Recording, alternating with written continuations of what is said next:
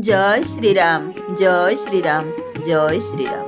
प्रिय श्रोता बंधु, भक्ति मार्ग तरफ आपण मानक मोर स्वागत। आपण माने श्रवण करुछंती सही महान पौराणिक गाथा श्रीराम चरितमानस।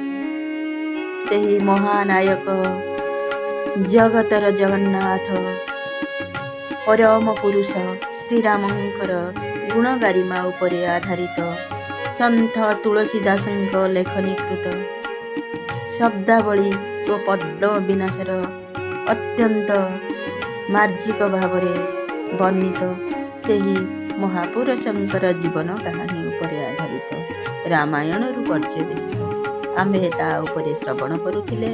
आम्भे माने अछंती मिथिला नगरी रे हेउछि सीता स्वयंवर। मिथिला रे हेउछि सीता स्वयंवर, केते वीर धनुर्धर योद्धा समसार। शिव धनु टेकी गुण न पारंती देई, क्षत्रि शून्य हेला कि बा ए भारत भूमि। नारायणं नमस्कृत्यं नरो चैवं नरोत्तमं, देवीं सरस्वती व्यासं ततो जयमुदीरयेत्। मूकं करोति वाचालं पङ्गुलं हयते गिरि, यत्कृपातमहं वन्दे परमानन्द हे माधव। परमानन्द हे माधव। सियावरणीय तेई उपमा देई, कुकवि कहाई अजसु कलेई। जौ पट तिरिय तिय समसिया, जगसी युवती कहाँ कमनिया।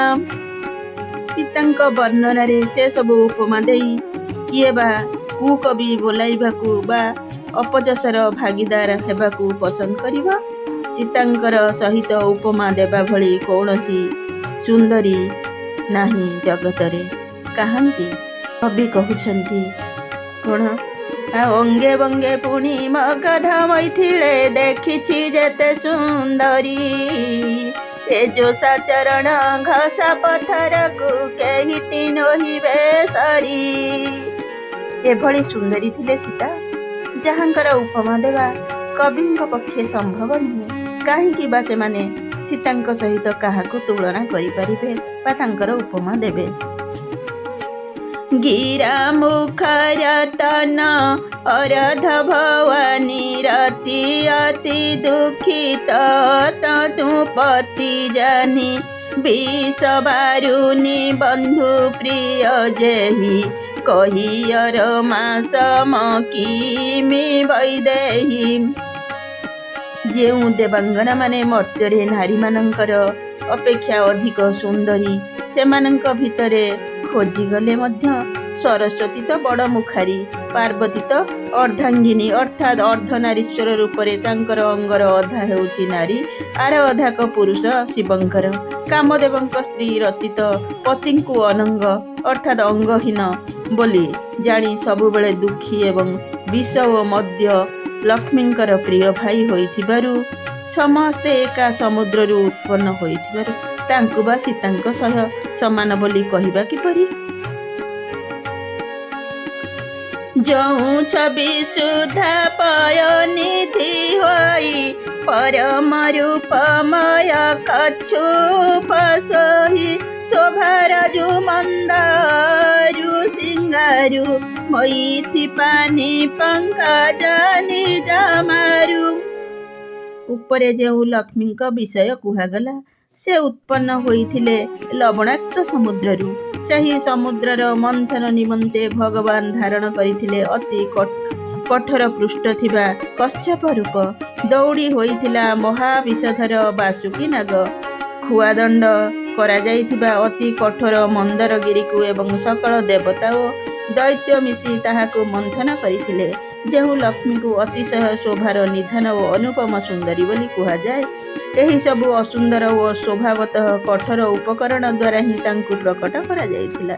एहीपरि उपकरण द्वारा आविर्भूत लक्ष्मी किपरि बा जानकींकर समकक्ष होई परिबे? जदि सौंदर्य रूपक अमृत गोटिए समुद्र थांता ताहार मंथन पाई परम रूपमय कश्यप हुअंता,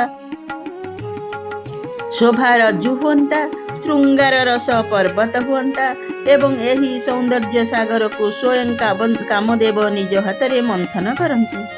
एही विधि उपजाई छिलिछि जब सुंदरता सुख मूल, तदपि संकोच समेत कवि कहि सिय समतुल।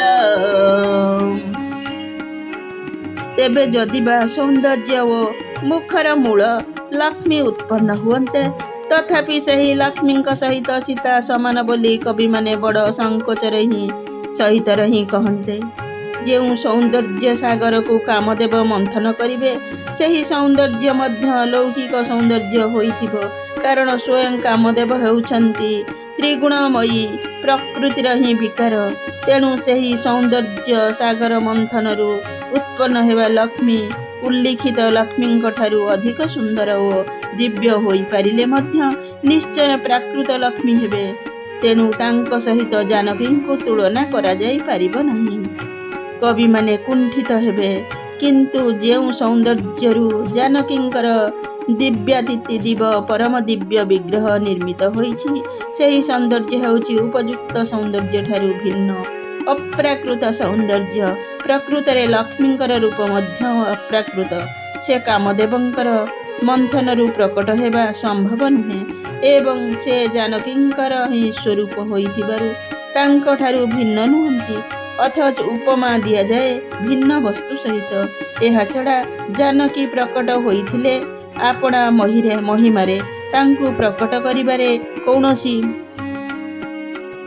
कौनसी भिन्न उपकरण आवश्यक होई नथिला, अर्थात शक्तिमान ठारू अभिन्न। एहा अद्वैत तत्व होइथिबारु अनुपमेय भक्त शिरोमणि कवि एही गूढ़ दार्शनिक तत्व एही अद्भुत उपमालंकार द्वारा बड़ सुंदर भावरे व्यक्त करिसंति। कविंकर एही भावुक मर्मस्पर्शी शब्द गुंजन अत्यंत सौंदर्यमय। चली संग लई सखी सयानी, गाओत गीत मनोहर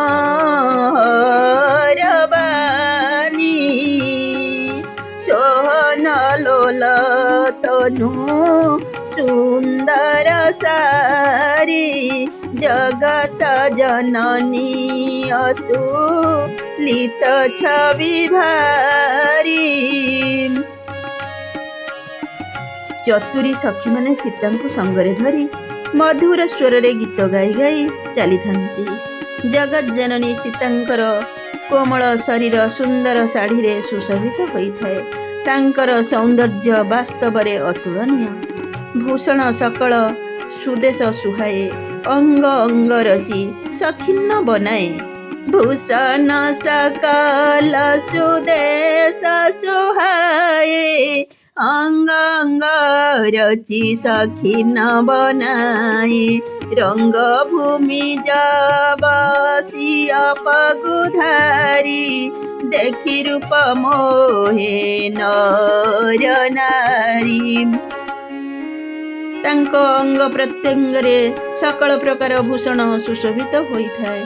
सखी माने से सबुकु यथा स्थान रे सुचारू रूपरे सजाई थांती। सीता रंग भूमि पदार्पण करिबा मात्रे तांकर दिव्य रूप देखि समस्त नर नारी मोहित होइगले।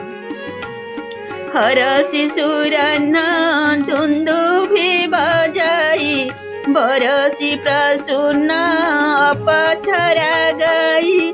पानी सरोज स्वह जयमाला, ओ चटबी तये सकल भुआला। ओ चटची तये सकल भुआला। देवता माने आनंदित होई ଦୁନ୍ଦୁଭି ବଜାଇଲେ ଏବଂ ଅପ୍ସରାମାନେ ପୁଷ୍ପବୃଷ୍ଟି କରି ଗୀତ ଗାଇବାକୁ ଲାଗିଲେ। ସୀତାଙ୍କର କରକମଳରେ ବର୍ଣ୍ଣମାଳା ସୁଶୋଭିତ ହେଉଥାଏ। ସମସ୍ତେ ରାଜା ଚକିତ ହୋଇ ଏକଲୟରେ ତାଙ୍କ ଆଡ଼କୁ ଚାହିଁ ରହିବାକୁ ଲାଗିଲେ। ସିଅ ଚକିତ ଚିତ ରାମ ହିଁ ଚାହା, ଭୟେ ମୋହ ବଶ ସବ ନର ନାହା। ମୁନି ସମୀପ ଦେଖେ ଦୋଉ ଭାଇ, ଗଲେ ଲଲକି ଲୋଚନ ନିଧି ପାଇ। ସୀତା ଚକିତ ଚିତ୍ତରେ ଶ୍ରୀରାମଙ୍କୁ ଖୋଜିବାକୁ ଲାଗିଲେ। ତାଙ୍କୁ ଦେଖି ସବୁ ରାଜା ମୋହିତ ହୋଇଗଲେ। ମୁନିଙ୍କ ନିକଟରେ ବସିଥିବା ଦୁଇ ଭାଇଙ୍କୁ ଦେଖିଦେବା ମାତ୍ରେ ସୀତାଙ୍କ ନେତ୍ର ଯୁଗଳ ଆପଣାର ନିଧି ପାଇଯାଇ ତହିଁରେ ଲାଖି ରହିଗଲା। ଗୁରୁଜନ ଲାଜ ସମାଜୁ ବଡ଼, ଦେଖି ସିଅ ସକୁଚାନି। ଲାଗି ବିଲୋକନ ସଖୀ ନତନ, ରଘୁବୀର ହିଉରାନି। କିନ୍ତୁ ଗୁରୁଜନଙ୍କ ଉପସ୍ଥିତ ହେତୁ ତଥା ଏତେ ଲୋକ ଚାହିଁଥିବା ହେତୁ ସେ ଲାଜରେ ସଂକୁଚିତ ହୋଇଗଲେ। ସେ ଶ୍ରୀରାମଙ୍କ ଅର୍ଥାତ୍ ମନୋହର ମୂର୍ତ୍ତିରୁ ହୃଦୟ ମଧ୍ୟକୁ ନେଇ ଆସି ସଖୀଙ୍କ ଆଡ଼କୁ ଚାହିଁଲେ। ରାମ ରୂପ ଋଷିଆ ଛବି ଦେଖେ, ନର ନାରୀ ନ ପରିହାରି ନିମେଷେ। ସ୍ୱଚାହିଁ ସକଲ कहत ସାକୁ ଚାହିଁ, ବିଧୀଷଣ ବିନୟ କରହି ମନ ମାହି। ଶ୍ରୀରାମଙ୍କ ରୂପ ଓ ସୀତାଙ୍କର ଛବି ଦେଖି କି ସ୍ତ୍ରୀ କି ପୁରୁଷ ସମସ୍ତେ ଆଖିରେ ପଲକ ପକାଇବା ଛାଡ଼ିଦେଲେ। ସମସ୍ତେ ମନେ ମନେ ଭାବିଲେ, କିନ୍ତୁ ପାଟି ଖୋଲି କିଛି କହିବାକୁ ସଂକୋଚ ବୋଧ କଲେ। ସେମାନେ ମନେ ମନେ ବିଧାତାଙ୍କୁ ବିନତି ଜଣାଇଲେ। ବନ୍ଧୁମାନେ, ଆଜି ପାଇଁ ଏତିକି। ପୁଣି ସାକ୍ଷାତ ହେବ ଆଗାମୀ ଅଧ୍ୟାୟରେ। ଭୀମସ୍ୟାପି ରଣୁ ଭଙ୍ଗ, ମୁନିରପି ମତି ଭ୍ରମ। ଯଦି ଶୁଦ୍ଧ ମଶୁଦ୍ଧ ବା ମମ ଦୋଷ ନ ବିଦ୍ୟତେ, ମମ ଦୋଷ ନ ବିଦ୍ୟତେ, ମମ ଦୋଷ ନ